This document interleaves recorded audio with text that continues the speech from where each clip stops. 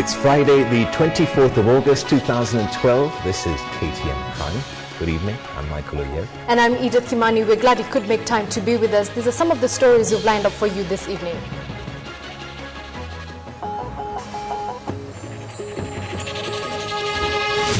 The County Director of Education for Homa Bay County and the District Education Officer of Homa Bay District have been relieved of their duties with immediate effect. Minister fires education officers over school dormitory deaths. Kibaki warns inciters as MP denies role in Tana River clashes. MPs dilute integrity law, no vetting of people seeking elective seats. Kenyan Olympic flops shine in the money-minting Diamond League.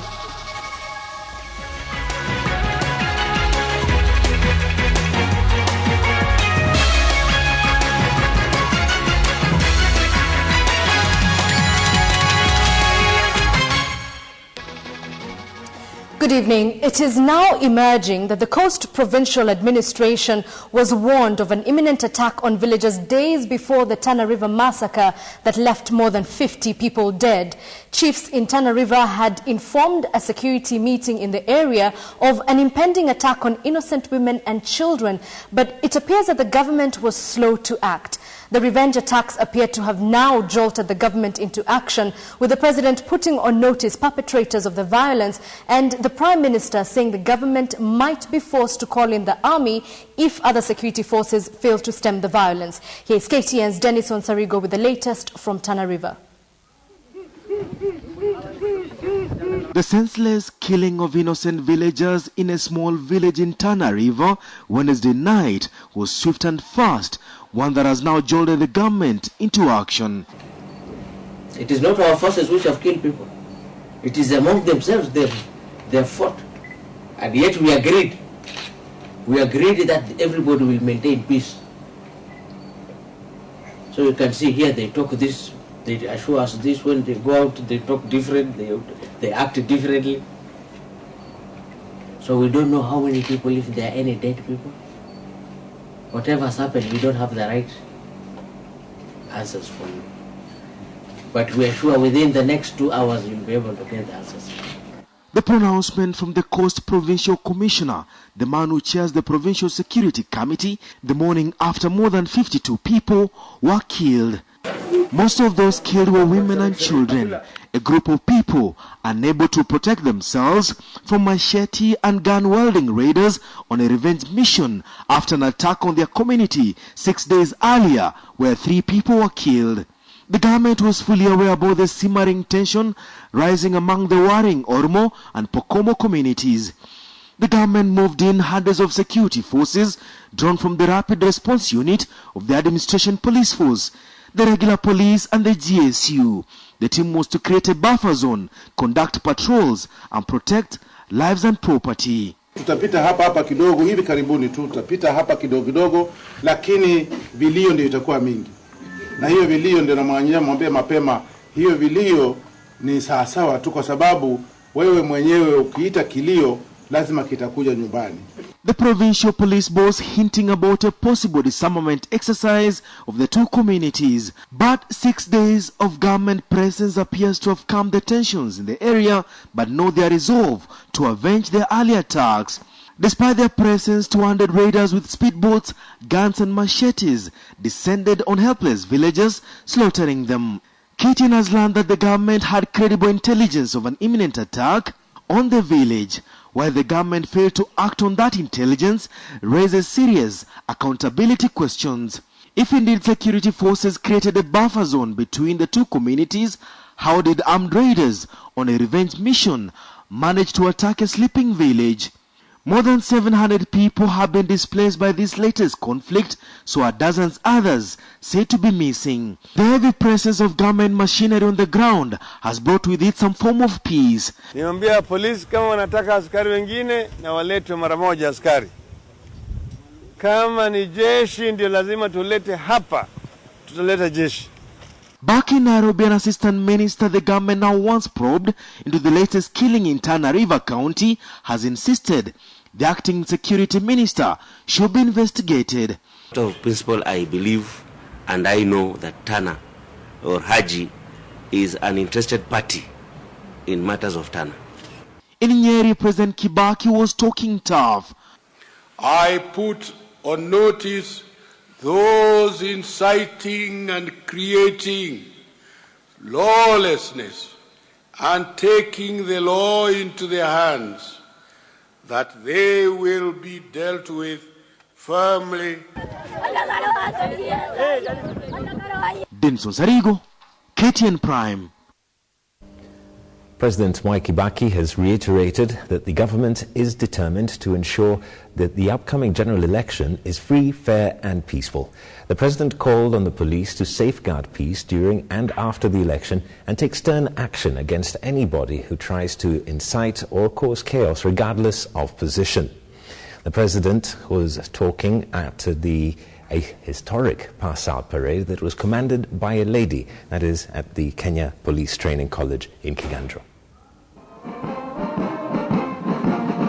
The head of state was in Kiganjo, Nyeri County, to preside over the passing out parade of 1,600 police recruits at the Kenya Police Training College. With just 6 months to the general elections, Kibaki said the role of police before, during and after the elections is clear-cut. The president told the police to be alert and firmly deal with any potential signs of election violence in order to avoid chaos that were witnessed soon after the disputed 2007 polls. The entire service is expected to remain professional, alert, and focused in the best interest of the nation. You must safeguard peace across the country without fear or favor. And he reiterated his election pledge. The government is determined to ensure that the general election is free, fair, and peaceful. Kibaki said the government was keen on improving the welfare of police in line with the ongoing police reforms, as well as guaranteeing their rights. The government is committed to ensuring the rights of our police officers are guaranteed as you protect the rights of other Kenyans. The electoral body intends to have 100,000 security officers to man the elections where, for the first time, Kenyan voters will be choosing 6 people for different elective positions. To meet the demand, the government plans to recruit 7,000 more police officers. We have finalized consultation on modalities for the recruitment exercise and will soon be advertising the vacancies in the National Police Service for suitable Kenyans to apply. Kibaki said the recently established Independent Police Oversight Authority is a partner of the Kenya Police Service in the creation of a more accountable policing culture in the country. President Kibaki said the authority will handle complaints against the police as well as hear complaints from aggrieved officers without the fear of victimization. To be true to the spirit of your vision of being a world-class police service, Kibaki also had a word of caution for the youth. I wish to caution the youth of Kenya to avoid associating with any criminal gangs. The police boss informed the Commander-in-Chief of the Armed Forces that this pass-out parade was unique. Today is the first time when a passing out parade has been commanded by a lady police officer. Kikundi cha sita. Patrick Amimo, KTN Prime. Well, that story brings us to a big question this evening, and we ask, do you believe the government is committed to a free and fair election? Do you believe the government is committed to a free and fair election? Send us your brief comments beginning with a yes or a no to our SMS number 8040, and we will sample some of your comments at the end of this live newscast. Michael. The Minister for Education, Mutula Kilonzo, has issued a directive that would send home Homa Bay's Director of Education and the area's District Education Officer following a fire incident at Usumbi Girls' School, which killed 8 students. The Ministry of Education says the two have been sacked for not reinforcing a government policy banning holiday tuition. A day after the inferno that claimed the lives of 8 pupils at Asumbi Girls Primary School, the Education Minister moved to sack the Director of Education in Homa Bay County, Beatrice Atiango, together with the District Education Officer William Okumu. The County Director of Education for Homa Bay County and the District Education Officer of Homa Bay District have been relieved of their duties with immediate effect. 2. I have also ordered for stern administrative action on the head teacher for failure to comply with my directive on holiday tuition. A letter has gone to the Teacher Service Commission demanding that action be taken. The move was attributed to their non-compliance with the Ministry of Education directive that banned holiday tuition in schools across the country. There were 81 pupils in the school when the fire started. There have been contradicting statements as to what they were doing in school during the school holidays. The school administration claimed that the students had returned from a school trip. The pupils that were at the school were not on tuition. The pupils that were in school had gone for educational tour with a written and formal permission from the District Education Office on the request by the head teacher of the school. But parents say that Standard 6 and 7 students reported to school last Friday for the holiday tuition program, while Standard 8 students who returned from a class trip joined them. The minister further dissolved the Asumbi Primary School Board and directed the Teacher Service Commission to take action on the head teacher for violating the ban. They continue. We will deregister them. We are no longer playing, because I don't think you can buy back the lives of 8 girls who died in pursuit of education merely by turning a blind eye to what you can see is any irregularity and illegality. However, the incident served to highlight the disregard for safety measures that were recommended after a spate of fires which occurred in several schools, most notably Changuli and Bombolulu secondary schools, leaving several students dead. Eyewitnesses reported that the pupils in the Asumbi Primary School dormitory could not escape because the door had been locked from outside and the keys could not be found. So the question is, who locked the door from outside? The minister today reiterated the need for the removal of burglar-proof doors and windows from schools and the need for interventions in order to forestall more deaths. Wilkison Abua, KTN Prime. The government human rights watchdog and a host of civil society groups have accused President Mwai Kibaki and Prime Minister Raila Odinga of lacking political will to have a reformed and independent police service in place. The groups are now mounting pressure on the two principals to fast-track the process of recruiting a new Inspector General and 2 Deputy Inspector Generals of Police and the National Police Service Commission. Well, the human rights defenders argue that continued uncertainty and delay in the said appointments is a blatant violation of the Constitution. Here's KTN's Patrick Amimo with the details. Human rights defenders converged at the office of the Kenya National Commission on Human Rights to voice concern over continued delay to appoint the Inspector General of Police and establishment of the National Police Service Commission. Their concern is informed by the fact that the constitutional deadline for the changes that will initiate police reforms ends this Sunday midnight. Once a period has been lapsed, then it will be important for there to be a clear direction from the CIC and the committee, COIC and other stakeholders in terms of what is the legality or constitutionality of those who continue to serve. That the general elections are only 6 months away. That's on the 4th of March 2013. And the relevant legislation on police reforms creates a potential crisis in terms of the command within the police service and does not inspire public confidence. We want an Inspector General of Police who is a person of irreproachable conduct, who has not been involved in aiding or abetting human rights violations in the past. They must be a person of high moral character.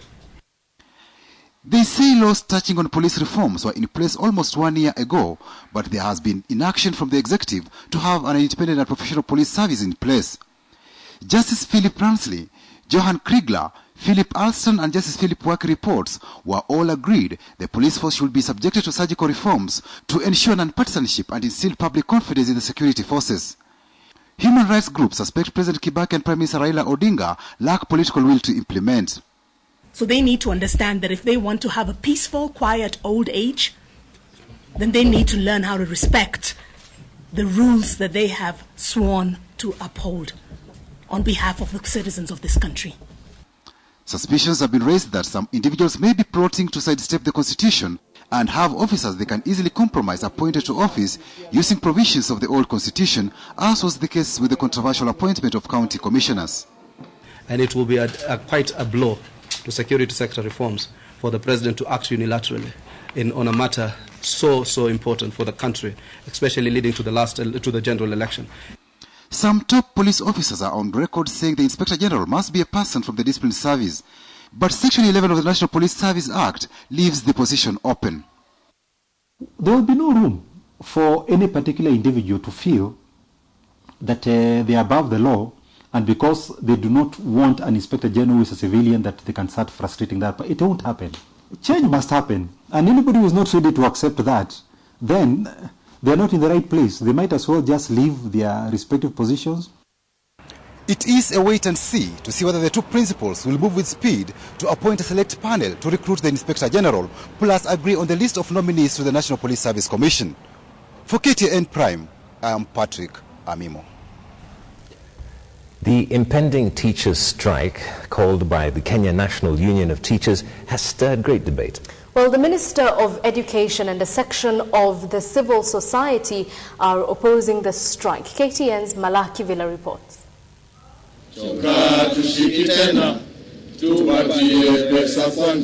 It is a declaration that will raise a cloud of debate among various stakeholders in the country's educational sector.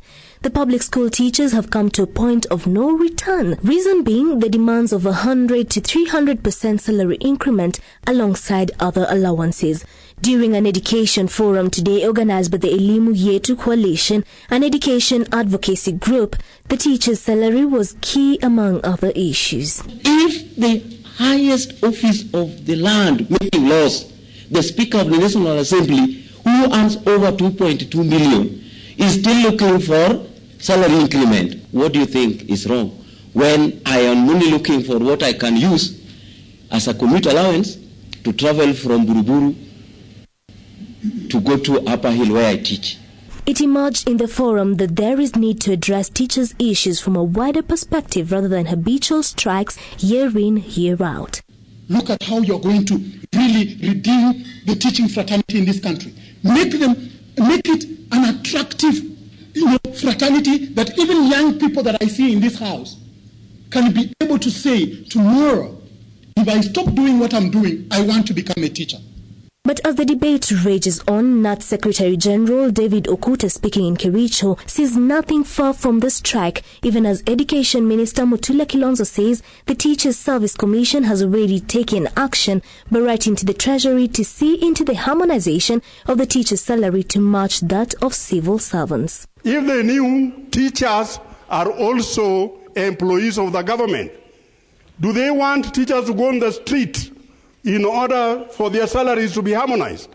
I mean, do they need that? I want to tell Kenyan teachers without fear that the third term of 2012 is indeed the very worst possible moment for them to choose to hold a strike. As a government, we will not allow the disruption of the welfare of our Kenyan children. Malaki Villa, KTN Prime. Well, a reminder of tonight's big question, and we ask you whether you believe the government is committed to a free and fair election. Send in your brief comments, beginning with a yes or a no, to the SMS number 8040. We'll sample some of your comments and give you the poll result at the end of this live newscast. Well, you are watching KTN Prime, and we'll be back after this short break.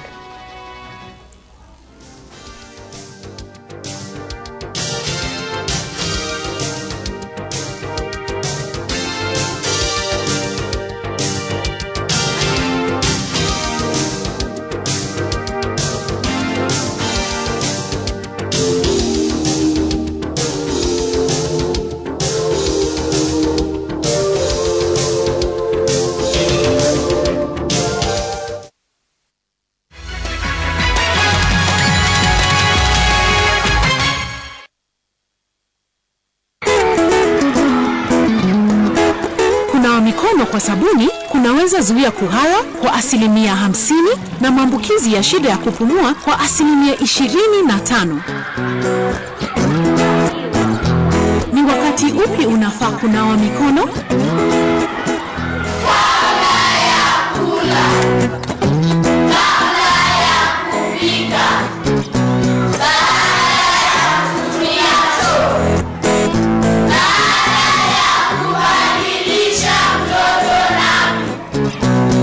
Unaweza kuwa bingwa kwa kunawa mikono pia. Nawa mikono kwa kutumia sabuni.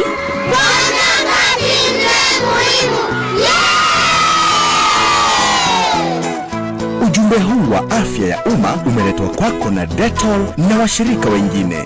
Nawa mikono, okoa maisha. African Dishes in association with Golden Fry. Pan-fried fish.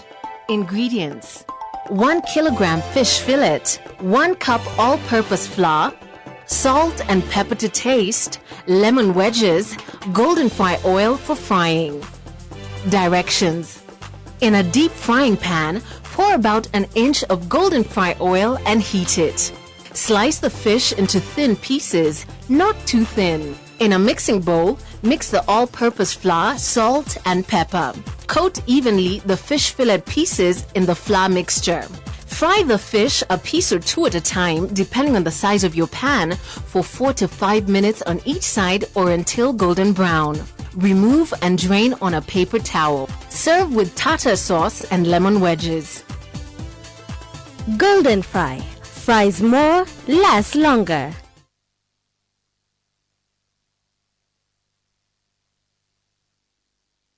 Oh, my angel! It's been so long since I've heard you sing. Oh, she can't. She's got a cold again. Well, I'm sure you're taking proper care of her hygiene. Yes, I use antiseptic liquid in her bath water. Oh, that's smart. But germs are also getting smarter, and your protection is still the same. So what's better? This. Lifebuoy? Advanced Lifebuoy. While bathing, it gives better germ protection than antiseptic liquid. 10 infection-causing germs. 1 advanced protection. Lifebuoy. Martha gets up early for another working day. Na kama Tony, she has to make her way. Huko Kisumu, the nets are almost ready. Kazi kwenye lines is going real steady. Na huko Pwani, there's business to be done, both for Mama Amina and for John. Ingawaji wakati mwingine, things don't always work out the way we want them to. Tunajua just how hard it is to work in the dark of night. But the future's looking brighter, of that you can be sure. Popote ulipo nchini Kenya na chochote ufanyacho, you can be sure Kenya Power is there. Working hard, just like you. Kenyans supply the energy. We supply the power.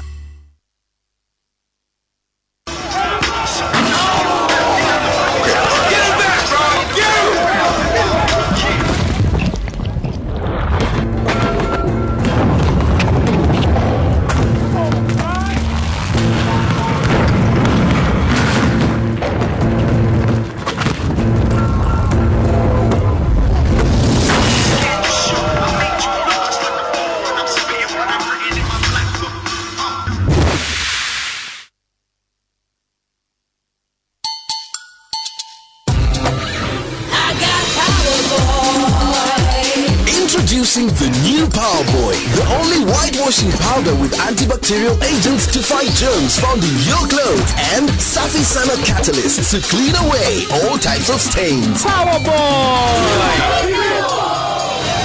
Total protection, total clean, total freshness, total value. Your total laundry solution. Get Power Boy protection today. Everything is perfect, except my hair. It breaks, it can't grow. Don't stress. You can reduce breakage. With new Dark and Lovely Anti-Breakage Oil Moisturizer. My hair was bad news. Now with 10 times less breakage. Wow, 10! My hair fights back, and strong means sleek, beautiful hair. Try it. Your comb won't lie. Look who's back. And look who's got great hair. No wigs are just for fun. New Anti-Breakage Oil Moisturizer. We are Dark and Lovely.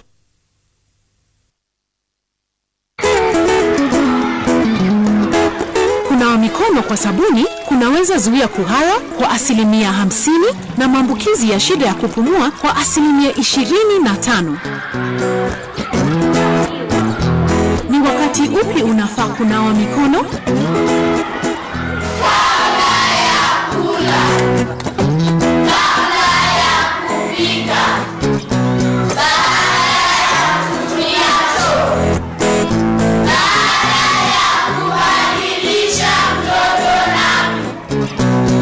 Unaweza kuwa bingwa kwa kunawa mikono pia. Nawa mikono kwa kutumia sabuni.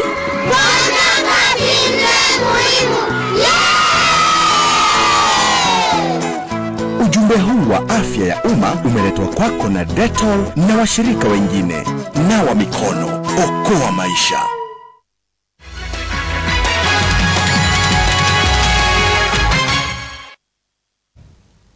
Welcome back to KTN Prime, and remember you can watch us streaming live on ktnkenya.tv.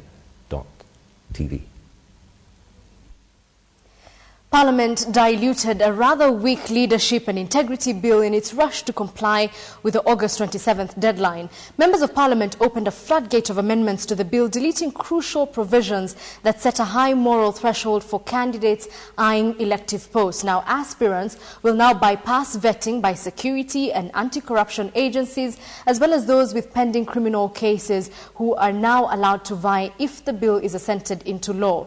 A raft of amendments were done late in the night when Parliament extended its sitting that went into midnight on Thursday, with only a handful of MPs opposing the tearing down of the integrity bill. Nonetheless, Parliament has approved all the pending 6 bills that now await presidential assent. KTN's Samogina reports. MPs teared apart the leadership and integrity bill intended to raise the integrity cap of candidates contesting for elective posts. In a sitting that ended Thursday midnight, MPs expunged gatekeeping provisions from the bill, voting out requirements on wealth declaration, vetting by state agencies, and publication of their pending criminal court cases, dashing hopes the public had on them to strengthen the bill. Only a handful of MPs stood to support reinstatement of the stringent measures earlier in the bill that were removed by Cabinet. Kisumu Town East MP Shakil Shabir and Justice and Legal Affairs Committee Chairman Njoroge Baya tried moving amendments to restore sanity in the bill, but were outnumbered. Only Shabir, Baya, Gishugu MP Martha Karua and nominated MPs Rachel Shebesh and Millie Odhiambo would support the amendments. Meanwhile, Parliament has sanctioned the vetting of the spy chief before his appointment to the perch of the National Intelligence Service. This sets the precedent of grilling the Director General nominees before any appointment. The National Assembly, while making amendments to the National Intelligence Service Bill, stripped the President the sole prerogative of unilaterally appointing the NIS boss. Amendments to the bill will now require the President to submit nominees to the Director General position to Parliament. The National Assembly then shall within 14 days consider the suitability of the nominee and approve or reject the name. Upon parliamentary approval, the President is expected to appoint a new Director General within 7 days of receiving notification from the House Speaker informing him of Parliament's decision. MPs held an extraordinary sitting on Friday to ensure they pass all bills due on August 27th. All bills approved now await presidential assent. Samogina, KTN Prime. In today's county roundup, drug peddlers become shrewd in smuggling marijuana in the border district of Migori, while 5 children undergo treatment for poisoning in Kiambu. For these and more, here's Fred Omulo with KTN's news from the counties. A taxi driver picked up a passenger who wanted to ferry a set of doors within Migori district. Unknown to him, the doors had a hollow interior stuffed with 4,000 stones of bang with a street value of 650,000 shillings. When suspicious police on patrol stopped the vehicle, all hell broke loose.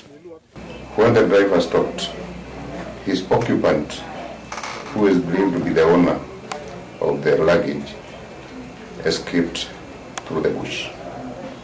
The driver had also started to run away, but he was captured thereafter. Across the country in Turitu village, Kiambu County, 5 children had the scare of their lives after they consumed a substance while playing, which, according to their mother, had a poisonous element. However, their father contradicted this theory and accused his wife of poisoning the children. They received treatment at the Kiambu District Hospital. Siwezi jua ni nini hiyo. Vile nilienda kumuuliza alianza matusi. Na mimi ndio nikakuta mama zao wamechukua watoto wamewaleta hapa hospitali. Ambapo sasa hadi sasa sijajua ni sumu gani walikula. Lastly, a family in Igembe North, Meru County, had to exhume the corpse of a man they buried, believing it was their father, the late Francis Kirea. There was a reprieve for the real family of Mishek Mutolidharu from Motuati after they found the body of their father. According to a brother to the deceased, the mortuary attendant wrongfully identified the body of Francis Kirea as that of their father, but a fingerprint analysis showed that it was not. For KTN Prime, I am Fredo Mulo. And it's time for KTN Business Today. Bonnie Tunya, ABL results. What else are we looking forward to? Well, indeed, Michael. KTN, East African breweries have reported profits in their sales. These are coming with a new CEO, so people are reading it differently. So, I mean, positive news. Great.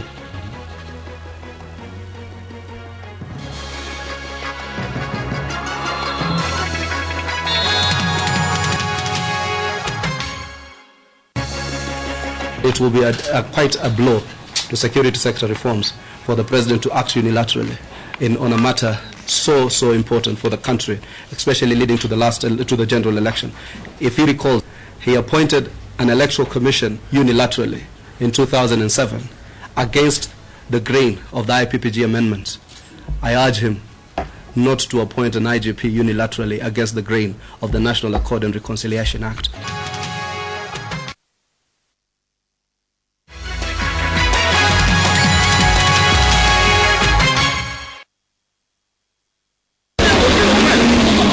Biashara kubwa jijini Nairobi. Nakuja kununua hapa alafu naenda kuuza huko kwenye watu wale wengine ambaye hawana. Na kila kuchao kazi ni kutafuta maji. Unakuta saa nyingine maji unapotea jerrycan ni shilingi 20, shilingi 30, 20 lita. Unakuta mtu mwingine ako na shilingi 5 hata anaweza kaa bila maji. Haki ya kikatiba kwa kila mwananchi kupata maji ipo. 70% of the population in Nairobi we get water on daily basis, but kuna hawa daradhini kumea hawa wanakuwa wanapata maji kwa mpangilio. Sema cartel. Kuna wale ambao wanafanya kazi kwa water ambao wanadivert water kwenda kwenye risk ambazo sasa hao wenyewe wanafaidika na hawajali maslahi ya watu wengine. Usikose makala yanayoangazia hangaiko la maji jijini katika makala ya Tone la Uhai. From the most stylish of streets to the roughest of roads, from the town by day to the country at night. The Nissan Navara Double Cab is one of the unique pickups in the market. One of the features that distinguish the Navara from the rest of the Nissan off-road family is its powerful 2.5-liter common rail turbo engine with outstanding fuel efficiency. The Navara has a sleek yet tough appearance. Everything about the Nissan Navara's exterior exudes power and confidence. It is an ideal vehicle either for individuals who enjoy an off-road lifestyle or business people looking for a reliable pickup.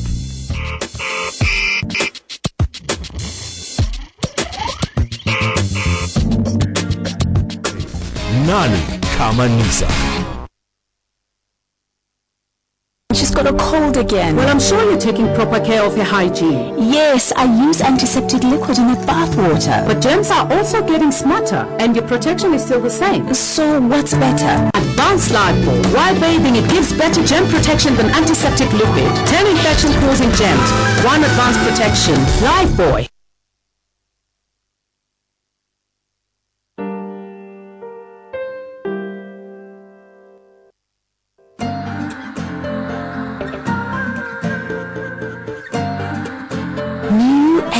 Freshmatic. Just set the timer and it releases bursts of fresh fragrance automatically and brightens your home.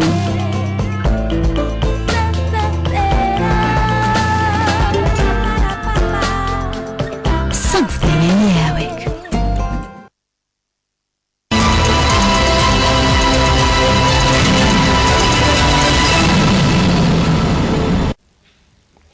Hello and welcome to Business. My name is Boni Tunya. Now, East African Breweries Limited is now looking for ways of cutting costs during this financial year by growing raw materials locally and moving its production line of some of its key brands to the local markets where they are sold. Now, this move has been necessitated by the soaring cost of sales spoiling the party for the Diageo-controlled brewer. Philip Keitani reports.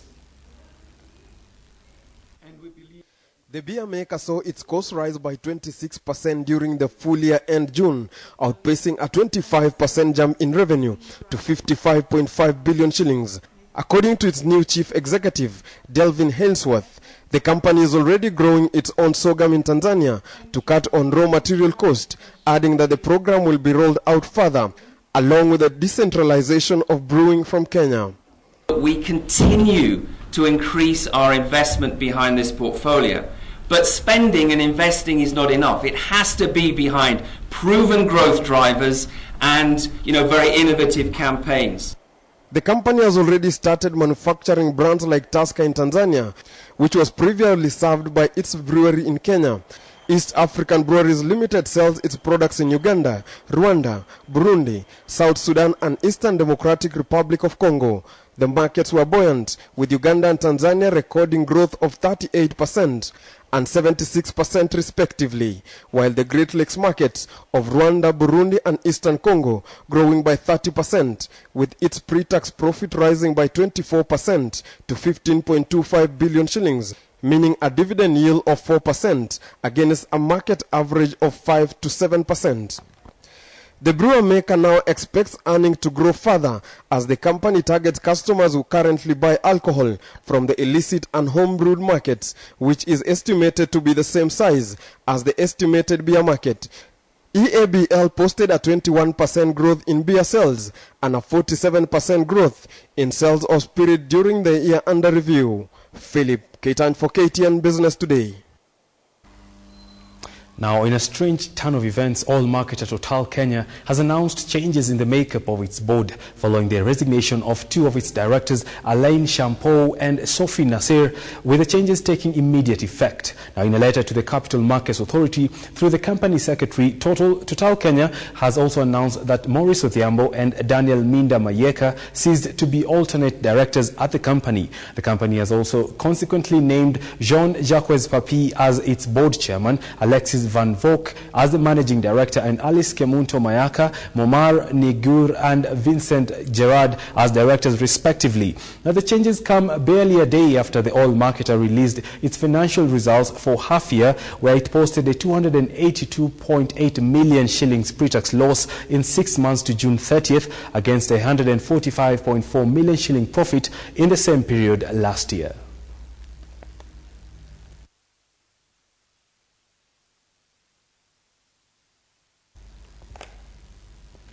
Now moving on, and the pay TV channel in Kenya has continued to witness demand and has as a result attracted new players. However, MultiChoice Africa's first pay TV channel in the country says it is ready for healthy competition in the benefit of subscribers. KTN recently spoke to Nico Maya, the CEO of MultiChoice Africa, on their strategy in the region.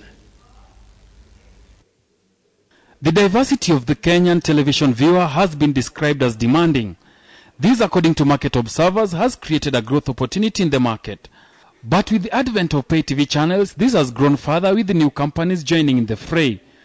Market leader in the segment, MultiChoice, however, says it is confident of retaining its position as it seeks to increase its market offerings.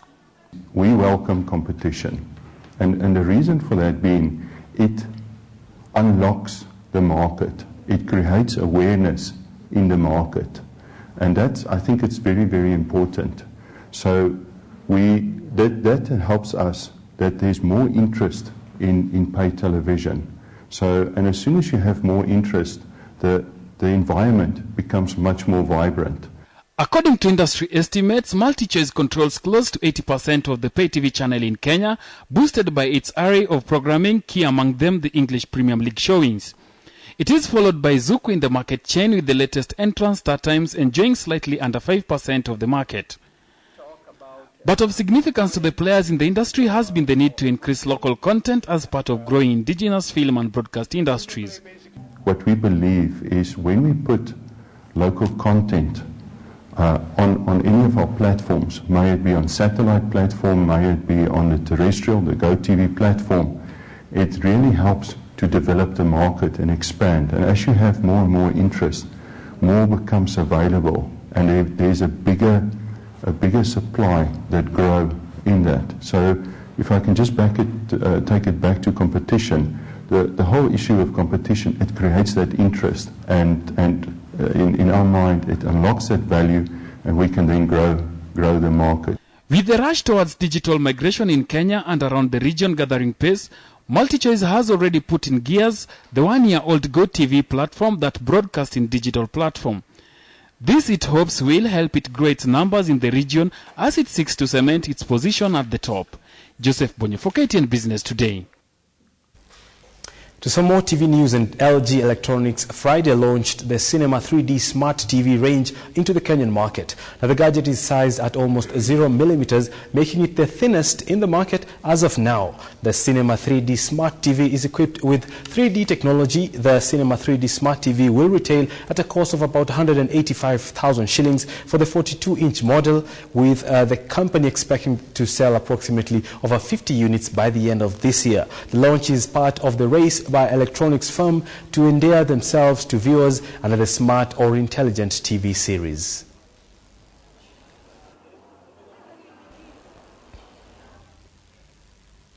And now some positive news, and Samir, East Africa is back in the profitability territory as it reported a 15% growth in pre-tax profit to 130 million shillings, up from 80 million shillings for the same period last year. Now, despite the cost of raw materials and energy edging up 10 and 34% respectively in the period under review, Samir's cash generated from operations had an upward trend to stop at 262 million, up from 127 million for a similar period last year. And while the board did not recommend an interim dividend as the company's earnings per share remained unmoved, the board was optimistic that future trading environment for the remainder of the year appeared favorable, with a stabilization of the tire manufacturing raw materials as well as global crude prices.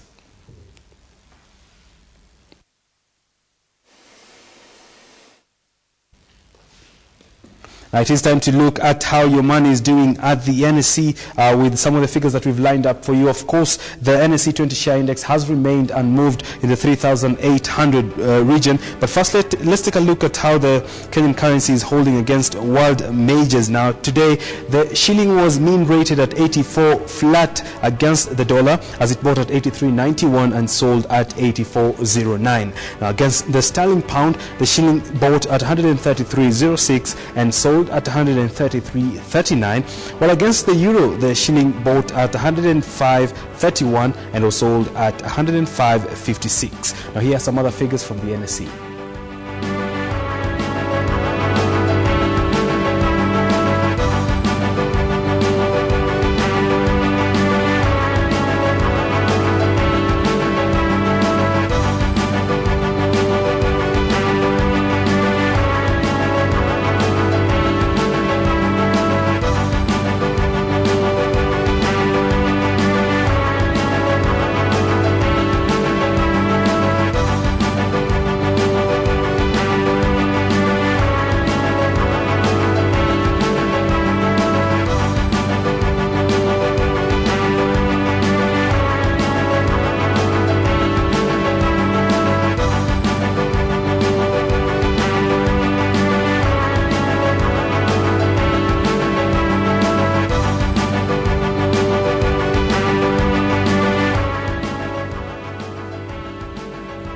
Well, and that's your business. We meet again next week. My name is Boni Tunya.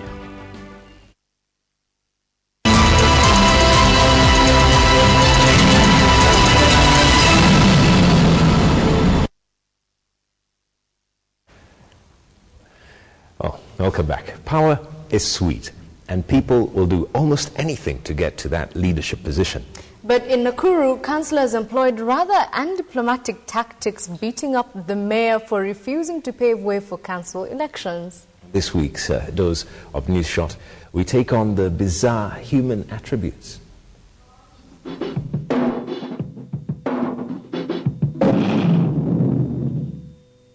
We all respect court orders. We respect, yes. We all respect court orders. Whatever has been brought to the hall has no seal.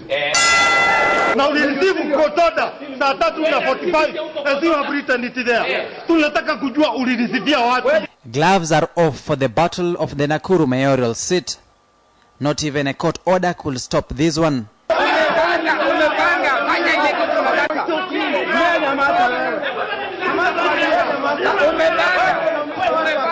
This is war.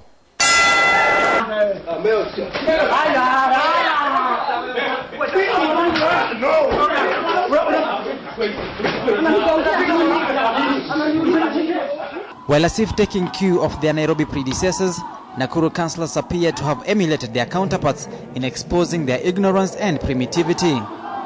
While in Nairobi they might have learnt their lessons, Nakuru is embracing the bad habits.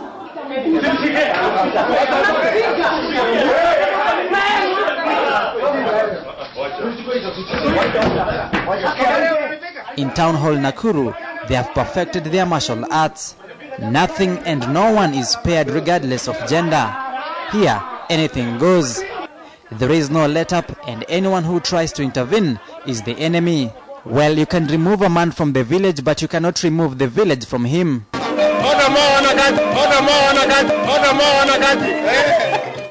That's the bitter pill to swallow here. But matters aren't better at Nzoia Sugar. The sugar here might have become too sweet that has left a bitter taste in the mouths of many that even the management itself is shy of tasting. Are you aware, has it occurred to you that yes, the kickbacks were there, but there is no evidence? No. And this is, we had a workshop in Mombasa, my brother. When you say yes, which means you must be part of it. Never, my brother, in your lifetime, you are still young. Never try to open up. If you don't know, close your eyes, close your mouth. Otherwise, you will be criminalized for that. Because when you say, 1 minute, when you say yes, why do you have that element of yes? If it's, how many you can be taken to court and say, proof. And then you come up and say, oh, I'm sorry, I thought what you thought. Aha, now we know. It is all about kickbacks and tendering process, messing up with Mr. Sugarman, Mr. Lawrence Sifuna, the former Kandui MP. I've told you, whether there were some kickbacks or not, I cannot say there were kickbacks. But there are messages, sir. The question is this: what he said, or what I said in my message, was this: when people applied for the tenders, I said, yes, because there were so many complaints, and so many interested parties ringing, calling me, calling MD, hey, we want these tenders. But we said, no, we leave it to the experts. Remember, he is a former politician. No wonder such lines. How many people have been stealing and they go free? Because there's no documentary evidence. I cannot say, yes, there were corruption or whatever. I don't know. And more like this.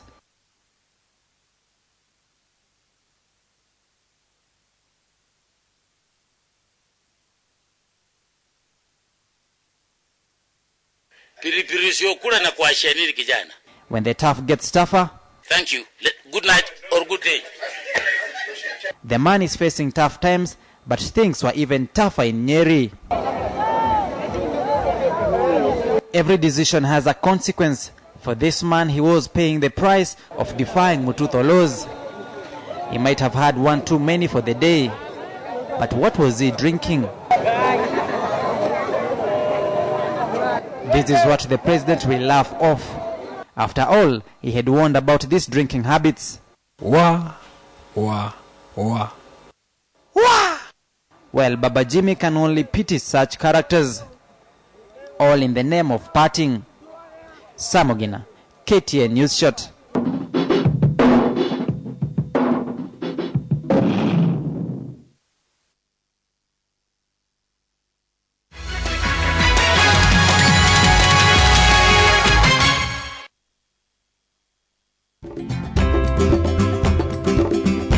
As Kenya continues to develop at the county level, you are more and more interested in the stories and issues that touch on your county. That's why the County Weekly is committed to giving you more of the facts you care about. Facts about your county, your stories, your issues, your county. County Weekly. It's new, it's fresh, it's relevant. Get your copy today.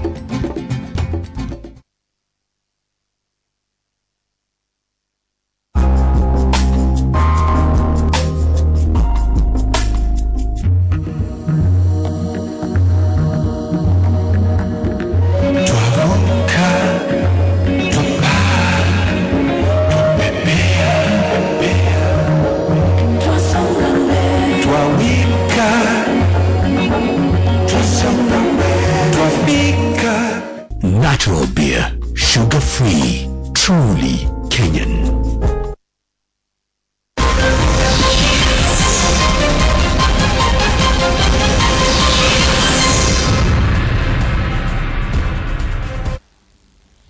And it's now time for KTN Sports Today. I am Nicholas Mudimba.